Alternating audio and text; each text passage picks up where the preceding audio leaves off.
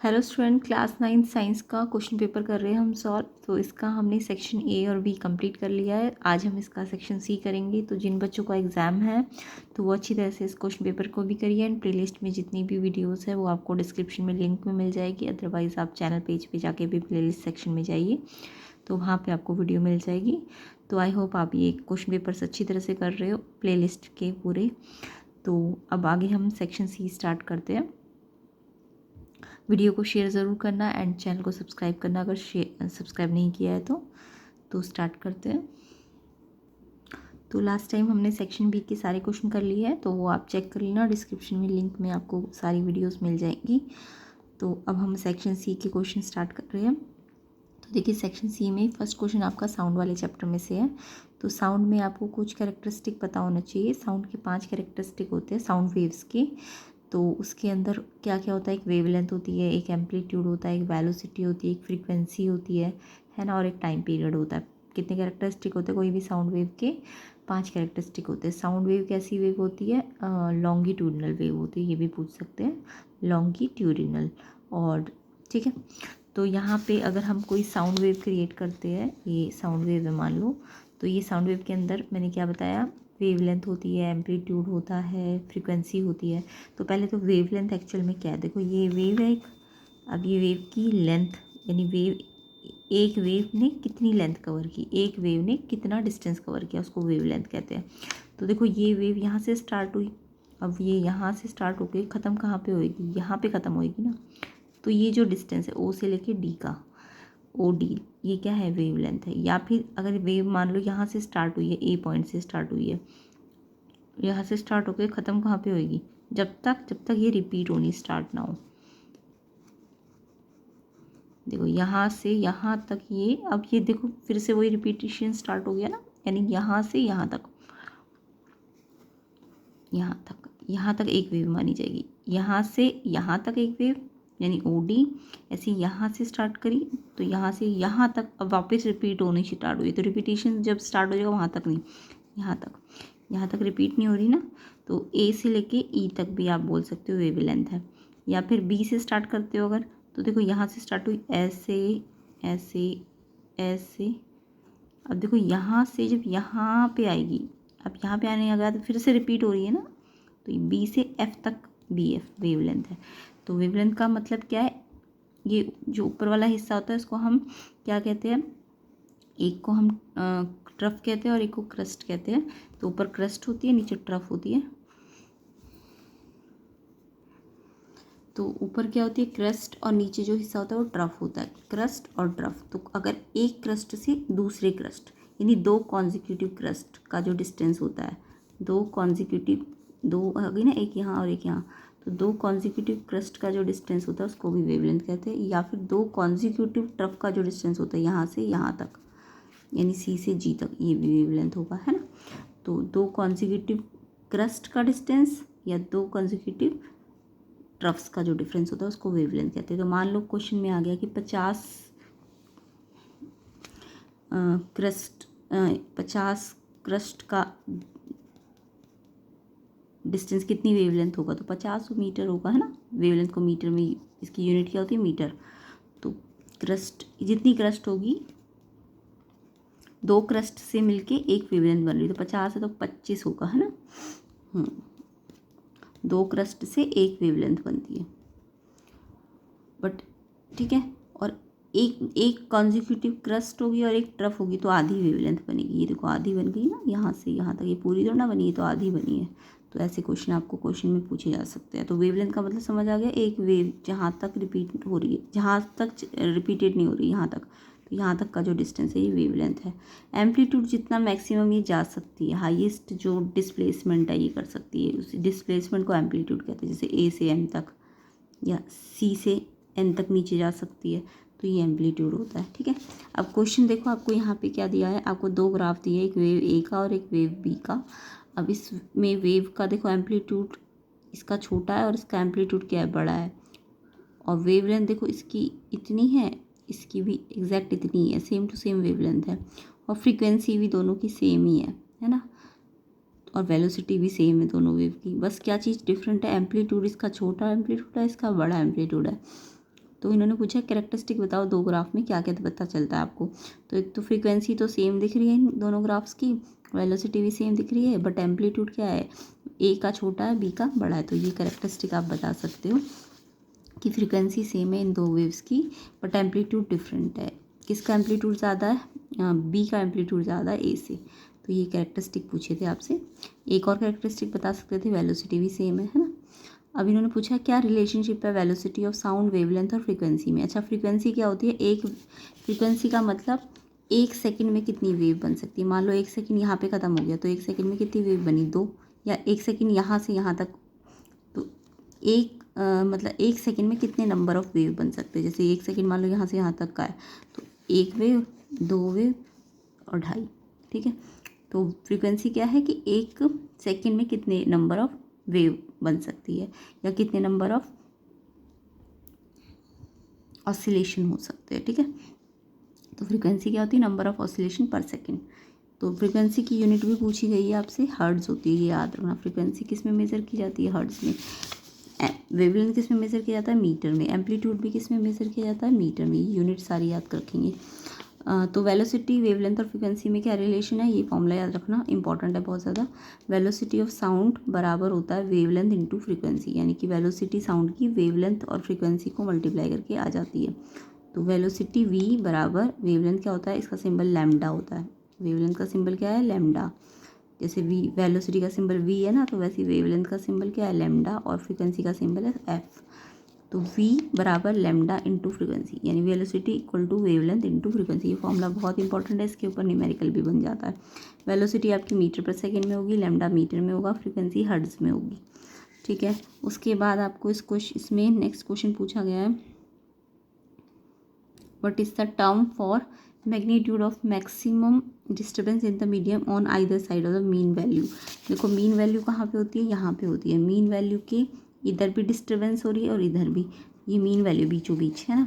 तो बीचों बीच की जो ये डिस्टर्बेंस हो रही है, यहाँ ये कम जा रहा है, यहाँ ये, यहाँ भी नीचे जा रहा है, यहाँ भी नीचे जा रहा है। तो ये जो मीन वैल्यू के आगे पीछे डिस्टर्बेंस हो रही है, इसको हम क्या नाम देते हैं, उन्होंने कहा क्या टर्म यूज़ करते हैं, मैक्सिमम डिस्टर्बेंस। मैक्सिमम डिस्टर्बेंस का मतलब मैंने मैक्सिमम डिस्प्लेसमेंट बताया था ना, उसको हम क्या कहते हैं, एम्पलीट्यूड कहते हैं। तो मैक्सिमम डिस्टर्बेंस हो रही है इधर साइड में, तो उसको हम एम्पलीट्यूड कहेंगे। बाकी फ्रीक्वेंसी की यूनिट तो मैंने बताई दी है, क्या होती है, हर्ट्ज होती है। HZ से सिंबल है इसका, हर्ट्ज, ठीक है। और फॉर्मूला ये वाला पक्का याद कर लेना, velocity of sound wavelength into frequency. मान लो कई बार क्वेश्चन में वेवलेंथ दे देंगे, फ्रीक्वेंसी दे देंगे, वेलोसिटी निकालनी होगी, या आपको फ्रीक्वेंसी दी होगी और वेलोसिटी दी होगी और वेवलेंथ निकालनी होगी। तो वेवलेंथ निकालने के लिए फ्रीक्वेंसी को यहाँ ला के डिवाइड कर देना, ठीक है। समझ आ गया। इनमें से कोई भी चीज़ निकालनी होगी तो ये, इसमें से ये निकालना है तो इसको डिवाइड कर दो, ये निकालनी है तो इसको डिवाइड कर दो, या ये निकालनी है तो इन दोनों को मल्टीप्लाई कर दो। एक और फॉर्मूला हो सकता है वेवलेंथ, तो एज इट इज़ रहेगा, और वन बाय फ्रीक्वेंसी क्या होता है, 1 बाय टाइम। तो वेवलेंथ अपॉन टाइम कर दोगे तो भी वेलोसिटी आ जाएगा, ठीक है, क्योंकि फ्रीक्वेंसी हमारी 1/t होती है। फ्रीक्वेंसी क्या होती है, फ्रीक्वेंसी का एक और फॉर्मूला याद कर लेना, 1/t, टाइम पीरियड का रेसिप्रोकल होता है फ्रीक्वेंसी। तो यहाँ पे वेलोसिटी, वेवलेंथ और फ्रीक्वेंसी में फॉर्मूला है तो ये वाला फॉर्मूला है। बट अगर टाइम दिया क्वेश्चन में तो वेवलेंथ अपॉन टाइम कर दोगे तो भी वेलोसिटी आ जाएगी, ठीक है। क्वेश्चन नंबर 28, ये क्वेश्चन मैंने बहुत बार कराया, प्लेलिस्ट में जाके वीडियो को देखोगे तो ये क्वेश्चन आपको मिल जाएगा उसमें भी। तो यहाँ पे देखो एलिमेंट दिए हुए A B C D, इनके नंबर ऑफ प्रोटॉन्स दिए, नंबर ऑफ न्यूट्रॉन्स दिए, इलेक्ट्रॉन्स दिए। और ऐसे क्वेश्चन मैंने इंपॉर्टेंट क्वेश्चन वाली क्वेश्चन मतलब जो वीडियो है उसमें ये वाले क्वेश्चन बहुत सारे करा रखे हैं एटम न्यूक्लियाई के, तो वहाँ पे जाके भी इनकी डिटेल आप चेक कर लेना, ठीक है। लिंक डिस्क्रिप्शन में मिल जाएगा, प्लेलिस्ट में जितनी वीडियोज़ हैं उनमें ये क्वेश्चन मिल जाएंगे आपको, स्पेशली चैप्टर वाइज मिलेंगे, प्रोटॉन एटम न्यूक्लियाई वाले, ठीक है। तो प्रोटॉन ए का 10 है, बी का 11 है, सी का 12 है, डी का 13 है। तो जितने प्रोटॉन होंगे ना उसी के हिसाब से हम ना कॉन्फ़िगरेशन, इलेक्ट्रॉनिक डिस्ट्रीब्यूशन करेंगे, या इलेक्ट्रॉनिक कॉन्फ़िगरेशन करते हैं। किसके अकॉर्डिंग करते हैं, प्रोटॉन के अकॉर्डिंग, ठीक है। वैसे तो इलेक्ट्रॉन के अकॉर्डिंग किया जाता है, क्योंकि एटम है ना, तो प्रोटॉन और इलेक्ट्रॉन क्या होते हैं, बराबर होते हैं। बट कॉन्फ़िगरेशन जो हम करते हैं या इलेक्ट्रॉन डिस्ट्रीब्यूशन जो करते हैं, हम प्रोटॉन को देख के नहीं करते, किसको देख के करते हैं, इलेक्ट्रॉन को देख कर। समझ आया। कई बार आयन होता है ना, तो आयन में प्रोटॉन तो फिक्स होते हैं, जितने एटम में उतने ही होते हैं, बट इलेक्ट्रॉन क्या हो जाते हैं, आयन में चेंज हो जाते हैं, तो कम हो जाएंगे प्रोटॉन से या ज़्यादा हो जाएंगे। ये डिटेलिंग मैंने जो आज की वीडियो है, मतलब जिस दिन ये वीडियो बन रही है, इससे पहले वाली जो वीडियो है उसमें मैंने इसको बहुत डिटेल में समझाया कैटायन एनायन, तो उसको आप देख लेना। तो इलेक्ट्रॉनिक कन्फिग्रेशन हम इलेक्ट्रॉन के अकॉर्डिंग करते हैं, ना कि प्रोटॉन के अकॉर्डिंग। तो इलेक्ट्रॉनिक डिस्ट्रीब्यूशन नाम से पता चला ना, इलेक्ट्रॉन, तो इलेक्ट्रॉन को देख के आप डिस्ट्रीब्यूशन करना। बट ये क्योंकि एटम है तो जितने प्रोटॉन होंगे उतने ही इलेक्ट्रॉन होंगे। एटम है तो प्रोटॉन और इलेक्ट्रॉन तो बराबर ही होंगे, ठीक है। तो इलेक्ट्रॉन को देख के बनाना लेकिन कॉन्फ़िगरेशन आप। तो यहाँ पे देखो प्रोटॉन 10 11 12 13, यहाँ भी 10 11 12 13 है ना, तो सेम ही है। तो कॉन्फ़िगरेशन हमेशा इलेक्ट्रॉन को देख के बनाया जाता है। तो इलेक्ट्रॉन आपके दिए हुए हैं, कॉन्फ़िगरेशन करोगे या डिस्ट्रीब्यूशन करोगे तो मैंने बताया था आपको शेल वाइज करते हैं। KLM, के शेल की मैक्सिमम लिमिट 2 होती है, L की मैक्सिमम लिमिट 8 होती है। अगर कोई और बचेगा तो वो आगे वाले शेल में चला जाता है। तो जैसे ए का इलेक्ट्रॉन कितना है, 10 है, तो आगे वाले में तो 2 फिक्स हो गया, फिर 8 भी फिक्स हो गया, 10 हो गए ना ख़त्म, आगे कुछ नहीं बचा, तो यहाँ पे कुछ नहीं आएगा। 11 वाले का कॉन्फ़िगरेशन कर दो, इसमें 2 आएंगे, फिर 8 आएंगे, अब 11 हो गए है तो 1 यहाँ चला जाएगा। 12 वाले में 2 यहाँ आ गया, फिक्स होता है 2, L में फिक्स होता है 8, 10 हो गए तो 2 और बचे तो यहाँ चले जाएंगे। 13 है तो 2 यहाँ आ गया, 8 यहाँ आ गया, और जो बचे हुए वो यहाँ चले जाएंगे, ठीक है। अब आपको क्वेश्चन में सबका डिस्ट्रीब्यूशन नहीं बोला, सिर्फ A एंड D का बोला है, तो मैंने तो सबका ही करके दिखा दिया, क्योंकि सबका करने से हमें बाकी आंसर्स भी मिल जाते हैं। तो हमने A का भी कर दिया और D का भी कर दिया, ठीक है। यहाँ पे जो प्रोटॉन है ना, उसी को हम एटॉमिक नंबर कहते हैं, Z, ठीक है। तो इसका Z 10 है तो इसका कॉन्फ़िगरेशन 10 के हिसाब से हो गया, इसका 13 है तो इसको 13 के हिसाब से हो गया। बट ये ध्यान रखना, इलेक्ट्रॉनिक कन्फिग्रेशन हम प्रोटॉन को देखकर नहीं करते, इलेक्ट्रॉन को, क्योंकि आयन जब बन जाएगा ना तो इलेक्ट्रॉन कम या ज़्यादा हो जाएंगे, तो कॉन्फिग्रेशन इलेक्ट्रॉन के हिसाब से होगा। उसके बाद नेक्स्ट पूछा एलिमेंट ए क्या इनर्ट गैस है और क्यों है। तो देखो ए का जब हमने कॉन्फ़िगरेशन किया तो इसका ये जो शेल है ये कंप्लीट है ना, इस शेल की लिमिट 8 है ना, जैसे इस शेल की लिमिट 2 होती है, इससे ज़्यादा नहीं आ सकता। इस शेल की लिमिट कितनी होती है, 8 होती है, तो इससे ज़्यादा नहीं आ सकता। तो क्योंकि ए का ऑक्टेट कंप्लीट है, इसलिए ये किसी रिएक्ट नहीं करेगा। अगर यहाँ ऑक्टेट कंप्लीट नहीं होता, मान लो 5 होता, 4 होता, 3 होता, तो ये रिएक्ट करता, किसी से रिएक्शन करता, ठीक है, अपने ऑक्टेट को कंप्लीट करने के लिए। बट क्योंकि इसका ऑक्टेट कंप्लीट है, इसलिए ये कैसा है, ये इनर्ट है। इनर्ट मतलब स्टेबल है, अब ये रिएक्शन नहीं करेगा। तो रीज़न यही है कि इसका ऑक्टेट कंप्लीट है, यानी कि इसके आउटर मोस्ट जो वैलेंस इलेक्ट्रॉन है वो 8 है। आउटर मोस्ट इलेक्ट्रॉन मतलब लास्ट के शेल में जो इलेक्ट्रॉन है वो 8 है। लास्ट के शेल के इलेक्ट्रॉन को हम वैलेंस इलेक्ट्रॉन कहते हैं, ठीक है। What is the valency of C की वैलेंसी। तो देखो सी का आपने कॉन्फ़िगरेशन किया, सी का नंबर 12 है ना, 12 का कॉन्फ़िगरेशन किया 282, तो इसकी वैलेंसी देखो, अगर वैलेंस इलेक्ट्रॉन 2 है, ये जो लास्ट शेल के इलेक्ट्रॉन है ना, ये लास्ट शेल के इलेक्ट्रॉन, ये 8, ये 1, ये 2, ये 3, इनको हम वैलेंस इलेक्ट्रॉन कहते हैं। आउटर मोस्ट इलेक्ट्रॉन्स को हम वैलेंस इलेक्ट्रॉन कहते हैं। अभी अगर वैलेंस इलेक्ट्रॉन 1 2 3 है तो वैलेंसी भी 1 2 3 है, 4 है तो भी वैलेंसी 1 2 3 4 है। अगर लास्ट में 1 2 3 4 है तो वैलेंस इलेक्ट्रॉन वैलेंसी के बराबर होता है, ठीक है। वैलेंस इलेक्ट्रॉन और वैलेंसी की डेफिनेशन भी हमने एटम न्यूक्लियाई के जो एक्स्ट्रा क्वेश्चन किए थे, इंपॉर्टेंट क्वेश्चन, उसमें करा रखा है, तो ज़रूर देखिएगा इससे पहले वाली जो वीडियो है, ठीक है। तो यहाँ आप आउटर मोस्ट कितना है, 8 है, तो ये तो स्टेबल है, नोबल गैस है, इनर्ट गैस है। बट ये इसके लास्ट में 1 है, 2 है, 3 है, तो ये रिएक्शन कर सकते हैं, क्योंकि इसके लास्ट में ऑक्टेट कंप्लीट नहीं है। तो इसका आउटर मोस्ट इलेक्ट्रॉन 1 है तो इसकी वैलेंसी भी 1 है, इसका आउटर मोस्ट इलेक्ट्रॉन 2 है तो इसकी वैलेंसी भी 2 है, इसका आउटर मोस्ट 3 है तो इसकी वैलेंसी भी 3 है। यानी ये वैलेंस इलेक्ट्रॉन और वैलेंसी दोनों यहाँ पे बराबर है जब 1 2 3 4 होगा। बट अगर लास्ट में 5 है बाई चांस, लास्ट में 6 है, लास्ट में 7 है, तो आउटर मोस्ट जो इलेक्ट्रॉन है वो 5 6 7 जब भी होता है तो वैलेंसी ना 5 6 7 नहीं होगी, ये वैलेंस इलेक्ट्रॉन होंगे आउटर मोस्ट, मतलब वैलेंस इलेक्ट्रॉन। बट वैलेंसी कैसे आएगी, इसमें से 8 में से माइनस करो इसको तो 3 आ जाएगी, 6 में से माइनस 8 को 6 में से माइनस करो, 8 को 7 में से माइनस करो, अगर आउटर मोस्ट 8 है तो वैलेंसी कितनी हो जाएगी, 0 हो जाएगी, ठीक है। तो वैलेंस इलेक्ट्रॉन अगर 5 6 7 8 होगा तो वैलेंसी 3 2 1 0 हो सकती है। तो यहाँ पे सी के लिए वैलेंसी पूछी, तो आउटर मोस्ट अगर 2 है तो वैलेंसी भी 2 ही होगी, तो वैलेंसी आउटर सी की कितनी होगी, 2। तो सी की वैलेंसी आपकी 2 है। तो ये मैंने चैप्टर में एटम न्यूक्लियर वाले चैप्टर में बहुत डिटेल में समझाया है, वहाँ पे जाके आप देख लेना। नेक्स्ट क्वेश्चन आपका न्यूमेरिकल है। Driver of A car travelling 52 kilometre per hour, एक कार का ड्राइवर है जो इतनी स्पीड से कार चलाता है और फिर ब्रेक लगाता है, और ब्रेक लगाते ही इसकी स्पीड 0 हो गई ना। जब ब्रेक लगता है तो यू तो अगर 52 किलोमीटर पर आ रहा है तो वी 0 हो जाएगा, है ना। और फिर वो जैसी स्पीड चेंज होती है तो एक्सीलरेशन आता है, एक्सीलरेट हो गया अपोजिट डायरेक्शन में।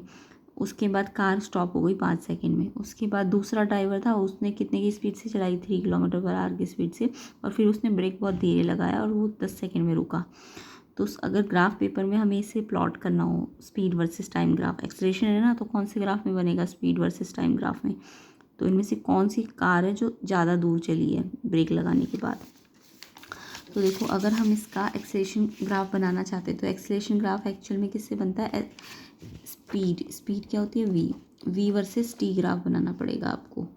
तो ये ध्यान रखना, अगर हम एस वर्सेस टी ग्राफ बना रहे थे तो जो स्लोप है ये आपको वी देगा, बट अगर आप वी वर्सेस टी ग्राफ बना रहे हो तो जो स्लोप है ये एक्सेलरेशन देगा। लेकिन अगर वी टी ग्राफ में आपका ऐसे ग्राफ आ रहा है तो एक्सेलरेशन नेगेटिव होता है, नेगेटिव एक्सेलरेशन होता है, उसको हम रिटार्डेशन कहते हैं, ठीक है। तो क्योंकि यहाँ ब्रेक लगाए तो रिटार्डेशन हुआ है, वी टी ग्राफ ऐसे ऊपर से नीचे आएगा। अब देखो, वी आपको 52 दिया ना पहले वाले के लिए, कितना है, अगर वी को मैं 10 20 30 40 50 60 ग्राफ में रखूँ और टाइम को 1 2 3 4 5 6 7 8 10 सेकेंड ये नीचे रखूँ, वी ग्राफ में 10 20 30 40 क्योंकि 52 तक स्पीड दी हुई है आपको क्वेश्चन में, तो ये, और टाइम आपको 5 से 10 सेकंड का दिया तो 1 2 3 4 5, तो ये हमने ग्राफ बना लिया। अब पहले वाले का वी कितना था, 52, यानी 50 और 60 के यहाँ पे आएगा 52, और इसका जो टाइम है कितना था पहले वाले का ड्राइवर का, 5 सेकंड। तो यानी कि ये जो स्लोप आया, ये वाला स्लोप वी टी ग्राफ में ये जो स्लोप आता है ये एक्सेलरेशन होता है, बट ऊपर से नीचे आ रहा है तो नेगेटिव एक्सेलरेशन होगा। तो यानी कि ये ए एक्सेलरेशन है नेगेटिव, किसका, ए का, ड्राइवर ए का, ठीक है। और जो दूसरा वाला है वो उसकी स्पीड कितनी बताई थी, 3 बताई थी ना, तो 0 से 10 के बीच अंदर आएगी, 10 3 कितनी स्पीड है, 3 किलोमीटर पर आ रहा है, तो 3 यहाँ पे आएगा, और कितने टाइम में, 10 सेकंड में। तो ये जो स्लोप आया सी डी, ये बी वाले का है, ठीक है। ए बी आपका एक्सीलरेशन या रिटार्डेशन ए कार का है, और सी डी आपका बी कार का है। सी डी है ना, सी 3 सेकेंड, 3 किलोमीटर से कितने, किस पे, 10 सेकेंड पे, और ये 52 किलोमीटर से कितने पे है, 5 सेकेंड पे। तो ये आपका ए का है और ये आपका बी का है, तो ये लिख देना है। अब आपको ये पता है ना कि वी क्या होता है, एस बाई टी, मतलब हमें डिस्टेंस निकालना है कि कार ये नहीं कितना डिस्टेंस कवर किया। तो अगर मैं कह रही हूँ वी एस बाई टी है, वी क्या होता है, डिस्प्लेसमेंट अपॉन टाइम, तो जो डिस्प्लेसमेंट होगा वो क्या हो जाएगा, वी टी हो जाएगा ना, एस निकालना है तो वी टी से मल्टीप्लाई हो जाएगा। तो यानी कि अगर आपने वी टी ग्राफ बनाया और वी और टी, अगर डिस्टेंस हमारा वी इंटू टी है, वी इंटू टी, अगर वी इंटू टी है डिस्टेंस, तो हमें वी टी ग्राफ का एरिया निकालना पड़ेगा। अगर ये डिस्टेंस निकालना है ना और वी और टी आपस में मल्टीप्लाई में है तो हमें एरिया निकालना पड़ेगा। हाँ, अगर हमें वी निकालना होता और हमने एस टी ग्राफ बनाया होता, क्या बनाया होता, एस टी ग्राफ। तो जब एस टी ग्राफ बनाया और एस और टी डिवाइड में है तो ये जो आता ये एरिया नहीं आता, वी निकालने के लिए हमें क्या निकालना पड़ता है, इस ग्राफ का स्लोप निकालना पड़ता, ठीक है। तो अभी हमें डिस्टेंस निकालना है तो इस वी टी ग्राफ का हमें क्या निकालना पड़ेगा, एरिया। तो पहले कार ए के लिए एरिया निकालो। देखो कार ए का एरिया ये वाला ट्रायंगल से बन रहा है, ए ओ बी से, तो हम area of A O B निकालेंगे तो डिस्टेंस ए कार की आ जाएगी। तो एरिया निकालने के लिए ट्रायंगल का एरिया कैसे निकलता है, हाफ इंटू बेस, बेस क्या है इसका, ओ बी, और हाइट क्या है, ओ ए, है ना, ये वाला पहले वाले का है, ओ बी और ओ ए। ओ बी कितना है, यहाँ पे टाइम कितना था पहले वाले का, 5 सेकेंड, और ओ ए कितनी स्पीड थी इसकी, 52 सेकेंड, 52 किलोमीटर पर आवर। अब मैंने आपको बताया था किलोमीटर पर आवर को मीटर पर सेकंड में बदलना पड़ता है, तो 5/18 से मल्टीप्लाई करते हैं। जब भी आपको किलोमीटर पर आवर में दिया होगा, आपको मीटर पर सेकंड में बदलने के लिए 5/18 से मल्टीप्लाई करना पड़ेगा। तो ये आपको 5/18 से मल्टीप्लाई करना पड़ेगा। अब हमने कुछ नहीं किया, इसे कैंसिल किया, पहले 2 से कैंसिल किया है, फिर यहाँ भी 2 से कैंसिल किया, फिर आपस में सबको मल्टीप्लाई करके ये आ जाएगा, यानी कि इतना डिस्टेंस ए कार का आ जाएगा। सेम टू सेम आप distance travel by car B निकालोगे। तो देखो कार बी का तो ये वाला आया था ना, ये सी डी, तो सी डी ओ ए का एरिया निकालना है, सी डी ओ का। सी डी ओ में हाफ इंटू ओ डी तो बेस है और ओ सी क्या है, हाइट है। ओ डी इंटू ओ सी। ओ डी क्या है, डिस्टेंस, टाइम कितना है सेकंड वाले का 10 सेकंड, और इसने कितना डिस्टेंस, इसने कितनी स्पीड चलाई थी 3, और वो भी किलोमीटर पर आवर में दी थी, तो 5/18 से मल्टीप्लाई करना, फिर कैंसिल करके 25/6 और डिवाइड करोगे 6 को 25 से, तो 4.16। अब देखो इसने कितना डिस्टेंस कवर किया 36.11, और इसने कितना डिस्टेंस कवर किया 4.16। तो किसने ज़्यादा डिस्टेंस कवर किया है, ड्राइवर ए ने ना, कार ए ने। तो हम बोलेंगे कार ए ज़्यादा दूर चलेगी कार बी से। तो यही पूछा था आपको क्वेश्चन में कि कौन सी कार है जो दूर तक चली है, फर्दर तक चली, तो कार ए। ठीक है। अब नेक्स्ट इसी में चॉइस वाला क्वेश्चन है, आपको डिस्टेंस वर्सेस टाइम ग्राफ दिया हुआ है और यहाँ पे आपको 4 ग्राफ दे दिए, ए बी सी और डी के।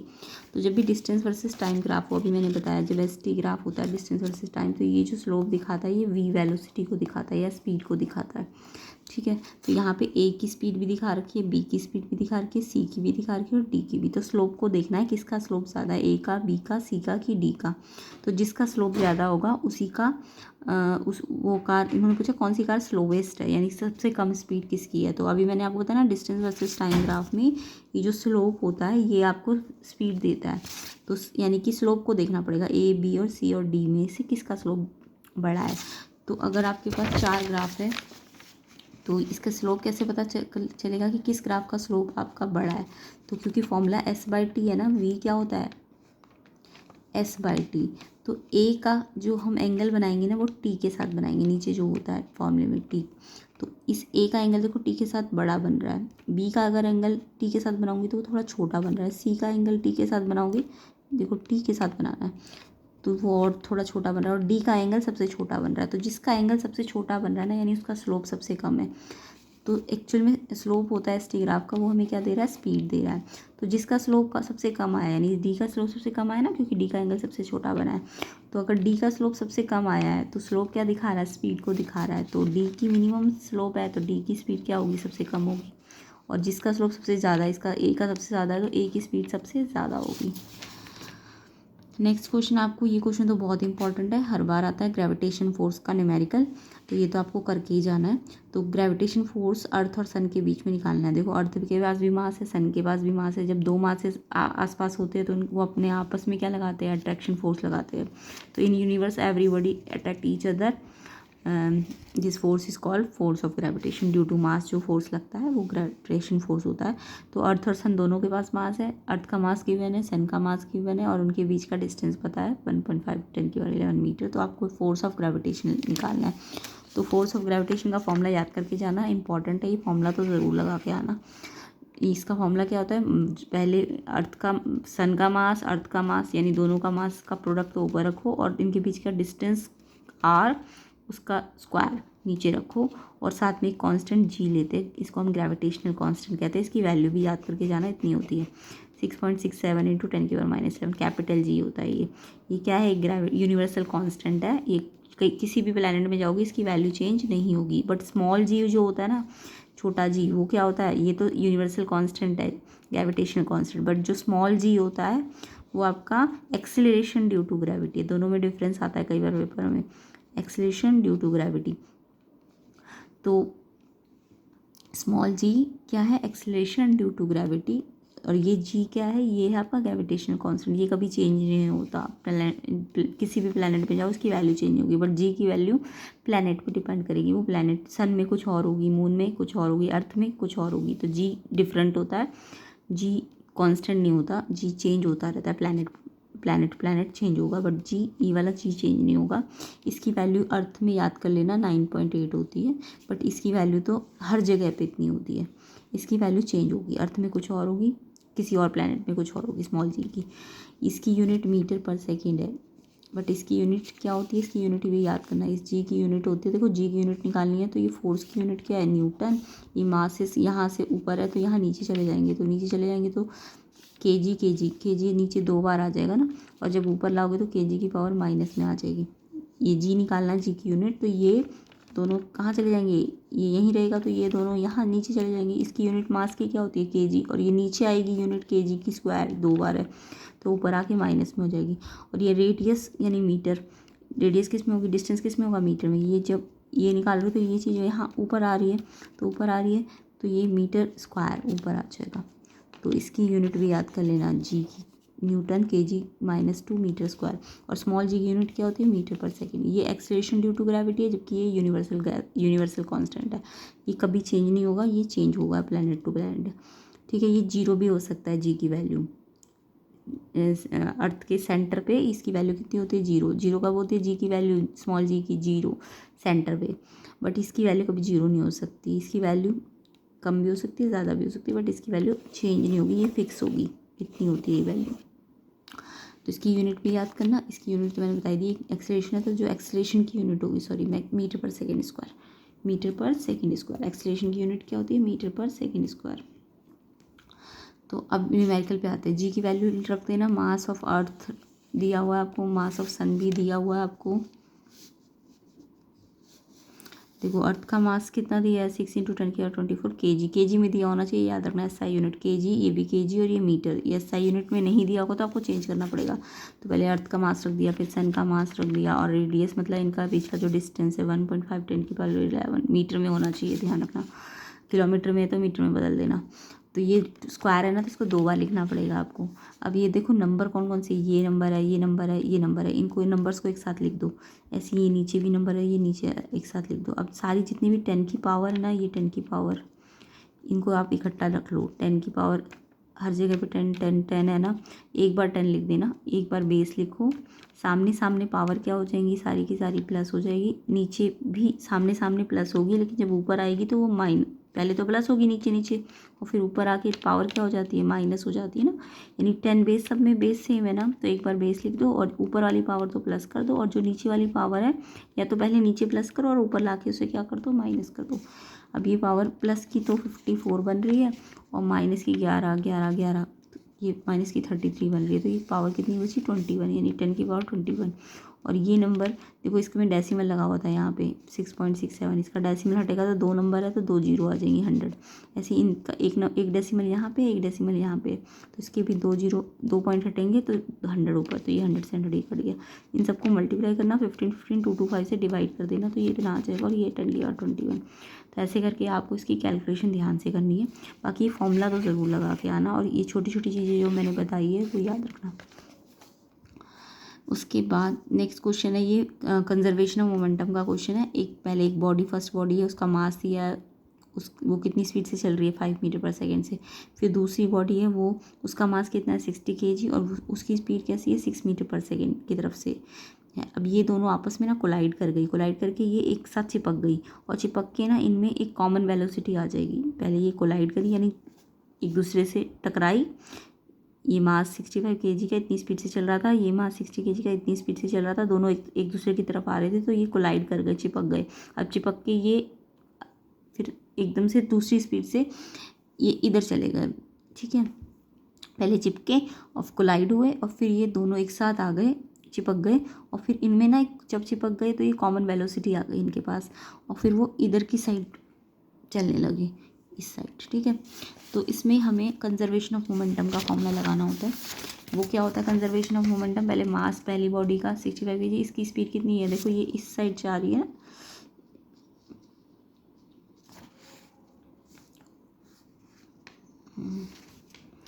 फर्स्ट बॉडी 65 kg, इसका मास, इसका U1 6 मीटर पर सेकेंड, और एक का 5 है। अच्छा, U1 तो 5 है इसका, और U2 कितना है, U2 इस वाले का, U2 इसका कितना है, 6 मीटर पर सेकेंड। ये माइनस में दिया है, लेकिन क्योंकि ये देखो इसकी डायरेक्शन इधर की तरफ है ना, तो ये इसकी 6 किस में लेंगी, माइनस में लेंगी। इसकी डायरेक्शन इस तरफ है तो ये प्लस में लेंगी। तो M1 आपको 65 है, कितनी ये वेलोसिटी इनिशियल स्पीड से चल रहा है, +5। दूसरा M2 60 kg का है, उसकी इनिशियल स्पीड कितनी है, माइनस। अब जब ये आफ्टर कोलिजन चिपक जाएंगे तो इनमें इसमें भी v वेलोसिटी आ जाएगी और इसमें भी v वेलोसिटी आ जाएगी। तो फॉर्मूला लगेगा टोटल मोमेंटम बिफोर कॉलिजन बराबर टोटल मोमेंटम आफ्टर कॉलिजन। ये कंजर्वेशन ऑफ मोमेंटम का फॉर्मूला, ये फॉर्मूला भी ज़रूर याद करके जाना। तो मोमेंटम बिफोर कॉलिजन कैसे आएगा, देखो मोमेंटम का फॉर्मूला आपको मैंने पहले भी बताया, मोमेंटम P = mv होता है। मोमेंटम कैसे निकाला जाता है, मास इंटू वेलोसिटी। तो हम पहले ऑब्जेक्ट का मास निकालेंगे, उसकी वेलोसिटी, इनिशियल वेलोसिटी से मल्टीप्लाई करेंगे, m1 u1। फिर ऐसे दूसरे वाले ऑब्जेक्ट का मास इंटू वेलोसिटी, उसकी इनिशियल वेलोसिटी u2 है, तो इनका टोटल मोमेंटम बिफोर कॉलिजन क्या आ जाएगा, m1u1 प्लस m2u2। फिर टोटल मोमेंटम आफ्टर कॉलिजन करोगे तो m1 को उसकी स्पीड से और m2 को उसकी स्पीड से मल्टीप्लाई करो। ये मोमेंटम m1 वाले का आफ्टर कोलिजन और ये मोमेंटम दूसरे वाले का आफ्टर कोलिजन। बट वो चिपक गए तो इसका भी v हो जाएगा वेलोसिटी और इसका भी v दोनों में से कॉमन आ जाएगा, अंदर m1 m2 बचेगा। अब यहाँ पे आप क्या करोगे, इनकी वैल्यू रख दोगे। मास पहले वाले का 65 है, कितनी स्पीड से चल रहा था, 5 की स्पीड से। सेकेंड वाले का मास 60 kg है, उसकी स्पीड -6 थी। ये डायरेक्शन दिख रहा है ना, इधर है तो -6 है। उसके बाद ये तो मास तो 65 है, मास 260 है। अब ये कॉमन जो स्पीड आ गई दोनों में आपस में जब वो कोलाइड करे चिपक गए तो उनमें जो कॉमन स्पीड आई है ये आपको निकालनी है। तो पहले तो इसे प्लस करो, ये 125v आ जाएगा, इसको मल्टीप्लाई करो 325, 66 को 6 से मल्टीप्लाई करो 360, यहाँ एक मल्टीप्लाई में माइनस है तो माइनस लग जाएगा, प्लस माइनस -35 आ जाएगा। देखो ये बड़ा है तो इसका साइन माइनस का है। ये v निकालना तो ये मल्टीप्लाई में यहाँ पे डिवाइड हो जाएगा, फिर कैंसिल कर देना 5 से। तो 7 को 25 से डिवाइड करना है, 7 ऊपर है ना तो 7 तो डिवाइड के अंदर रखना और 25 बाहर रखना। न्यूमरेटर हमेशा अंदर रखते हैं, 25 बाहर रखते हैं। ये इसमें जाएगा नहीं ना शुरू में क्योंकि कम है, तो इसको 0 लगाया तो 0 पॉइंट लग जाएगा शुरू में। फिर 25 2 जा 50, तो ये कैलकुलेशन आपको करनी आनी चाहिए। 25 पे कब आता है 8 पे, तो कितना आ जाएगा 0.28 और नेगेटिव है तो नेगेटिव, यानी कि v नेगेटिव है, यानी कि इस तरफ इस डायरेक्शन में जाएगा ये। ठीक है, सेकेंड बॉडी की डायरेक्शन में, क्योंकि फर्स्ट बॉडी तो इधर से आ रही थी ना, तो ये किस डायरेक्शन में जाएगा, opposite direction in towards second body. तो डायरेक्शन पूछिए आपको इसमें। आफ्टर कोलिजन वेलोसिटी कितनी हो जाएगी 0.28, किस डायरेक्शन में, in the direction of second body. Right, main difference between plant cell and animal cell. ये बायो में से क्वेश्चन है, प्लांट सेल और एनिमल सेल, ये तो आता ही आता है, इंपॉर्टेंट है, याद करना इसको अच्छी तरह से। और नेक्स्ट क्वेश्चन इसके साथ ही है, there would be no plant life if chloroplast did not exist. अगर क्लोरोप्लास्ट नहीं होंगे तो प्लांट लाइफ नहीं होगी। ये मैंने जो क्वेश्चन पेपर्स कराए सैम्पल पेपर, उसमें भी ये क्वेश्चन थे, इवन ये एग्ज़ाम में भी आया हुआ है फाइनल एग्ज़ाम में। तो वो प्लेलिस्ट ज़रूर देखिए, मैं बार बार कह रही हूँ आपको। तो प्लेलिस्ट के सारे क्वेश्चन पेपर को आपको करना है समझ के, और जो न्यूमेरिकल्स पोर्शन है या ग्राफ पोर्शन है वो तो कॉपी पेन लेके करना भी है। ठीक है, अब इस क्वेश्चन को समझ लेते हैं, प्लांट सेल और एनिमल सेल, और क्लोरोप्लास्ट नहीं होंगे तो क्या होगा। तो देखिए प्लांट सेल क्या होती है, इनका साइज़ बड़ा होता है, लार्जर इन साइज़, और ये स्मॉलर इन साइज़ होती है एनिमल सेल। सेल वॉल होती है यहाँ पे प्लांट सेल में, इसमें एब्सेंट होती है। यहाँ पे लाइसोसोम प्लांट सेल में एब्सेंट होता है या बहुत कम होता है। लाइसोसोम यहाँ लार्जर होते हैं। प्लास्टिड्स यहाँ प्रेजेंट होते हैं प्लांट सेल में, इसमें प्लास्टिड्स जो होते हैं वो एब्सेंट होते हैं। यानी कि इसमें याद रखना है, इसका साइज़ बड़ा है, सेल वॉल प्रेजेंट है, लाइसोसोम एब्सेंट है, प्लास्टिड्स प्रेजेंट होते हैं। जबकि यहाँ पे उल्टा लिख देना, ये स्मॉलर है, सेल वॉल यहाँ एब्सेंट है, लाइसोसोम लार्जर होंगे, प्लास्टिड यहाँ पे एनिमल सेल में नहीं होते। उसके अलावा इसमें सब यूनिट गोल्गी बॉडी को डाइक्टियोसोम्स कहते हैं, वो प्रेजेंट होंगे। इसमें प्रोमिनेंट गोल्गी बॉडीज़ प्रेजेंट होगी।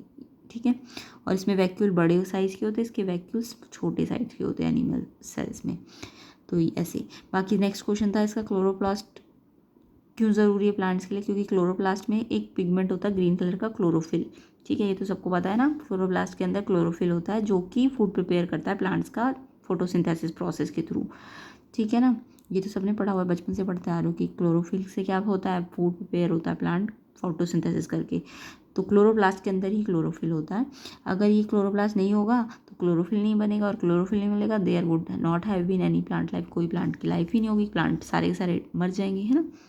प्लांट ही नहीं होंगे तो हमारी लाइफ भी नहीं पॉसिबल है। नेक्स्ट क्वेश्चन में आपको ये डायग्राम बना के दिया हुआ है।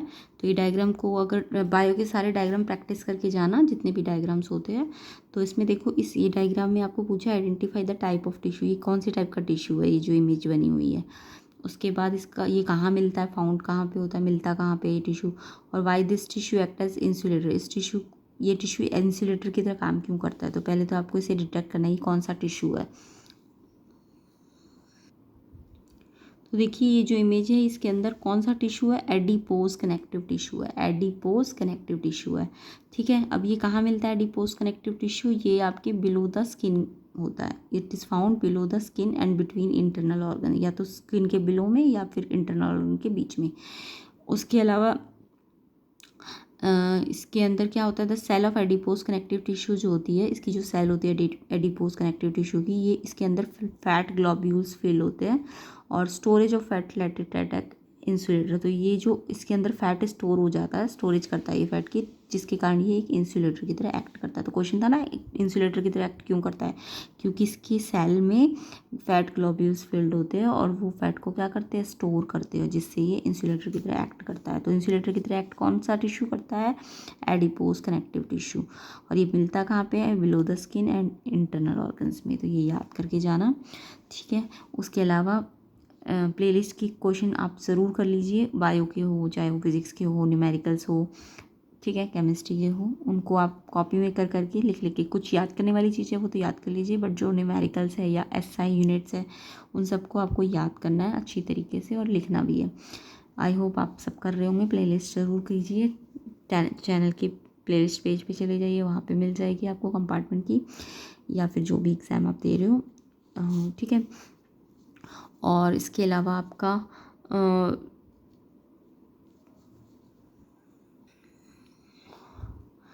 क्वेश्चन पेपर सारे सॉल्व कर लेना और प्रैक्टिस भी कर लेना। वीडियो को शेयर ज़रूर कीजिए एंड चैनल को सब्सक्राइब करना। सेक्शन डी को हम नेक्स्ट पार्ट में करेंगे, उसमें हम सेक्शन डी के क्वेश्चन सारे के सारे और सेक्शन ई भी कर लेंगे कंप्लीट।